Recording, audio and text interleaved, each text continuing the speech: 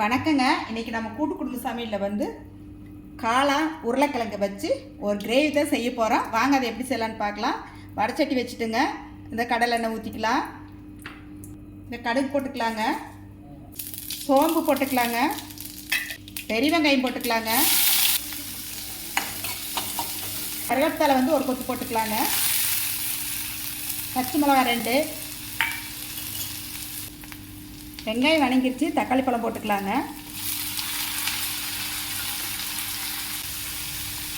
உப்பு போட்டுக்கலாங்க, மஞ்சத்தூள், இஞ்சி பூண்டு பேஸ்ட் வந்து ஒரு ஸ்பூன் போட்டுக்கலாம்,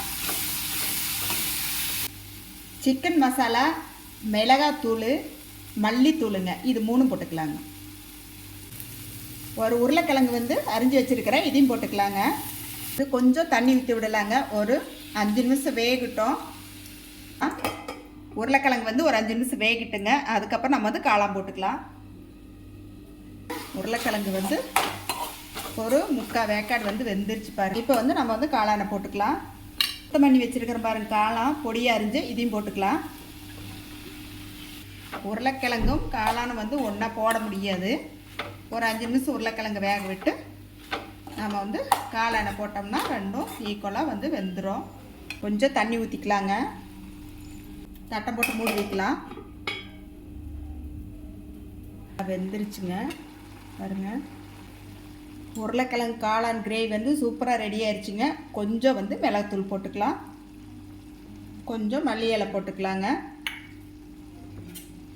கலந்து காளான் கிரேவி வந்து சூப்பராக ரெடி ஆயிடுச்சு பாருங்கள். ஸ்டவ் ஆஃப் பண்ணிக்கலாங்க. நம்ம உருளைக்கிழங்கு காளான் கிரேவி பாருங்கள் அவ்வளோ சூப்பராக ரெடி ஆயிடுச்சு பாருங்கள். இது வந்து சப்பாத்தி, தோசை, சாதம் இது எல்லாத்துக்குமே சூப்பராக இருக்குது. நான் வந்து தோசை தான் சுட்டுருக்கிறேன் பாருங்கள். தோசை சாப்பாடுங்க வந்து சப்பாத்தி கூட சூப்பராக இருக்குங்க. சப்பாத்தி, பரோட்டா இதுக்கு எல்லாமே நல்லா இருக்குங்க. நீங்களும் உங்கள் வீட்டில் இந்த மாதிரி செஞ்சு சாப்பிட்டு பார்த்துட்டு எப்படி இருக்குன்னு சொல்லி சொல்லுங்கள். எங்கள் வீடியோ பிடிச்சிருந்தா லைக் பண்ணி ஷேர் பண்ணுங்கள். நன்றிங்க.